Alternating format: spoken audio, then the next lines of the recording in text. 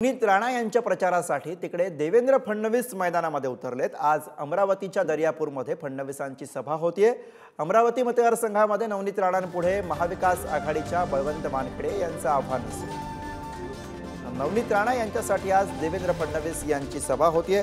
प्रतिनिधी छगन जाधव आपल्यासोबत आहेत। छगन, आज देवेंद्र फडणवीस नवनीत राणा यांच्यासाठी मैदानामध्ये उतरतायत, कशी तयारी एकूणच भाजपकडनं यावेळेला करण्यात येते?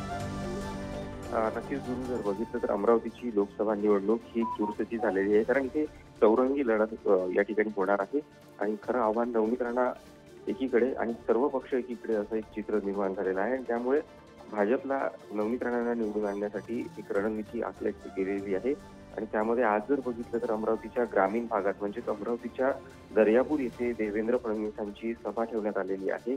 या अगोदर जर बघितलं तर महाविकास आघाडीकडून संजय राऊतांनी नवनीत राणांवरती टीका केलेली होती आणि त्यानंतर भाजपकडून देखील संजय राऊतांना त्याचं प्रत्युत्तर देण्यात आलेलं आहे। त्यामुळे आज देवेंद्र फडणवीस नेमकं त्या नवनीत राणांबद्दल काय बोलतात, विकासाचा मुद्दा घेऊन देवेंद्र फडणवीस निवडणुकीत पुढे जात आहेत, मोदीजींचं नाव घेऊन पुढे जात आहेत, 400 पार चा नारा घेऊन देवेंद्र फडणवीस पुढे जात आहेत। त्यामुळे देवेंद्र फडणवीसांची अमरावतीतली लोकसभा निवडणुकीच्या अनुषंगाने ही पहिली सभा होते आहे। आणि त्या सभेमध्ये देवेंद्र फडणवीस नेमकं काय बोलणार याकडे आता सगळ्यांचं लक्ष लागलं आहे। तुमच्याकडनं वेळोवेळी अपडेट्स घेत राहू छगन, धन्यवाद या सविस्तर माहितीसाठी।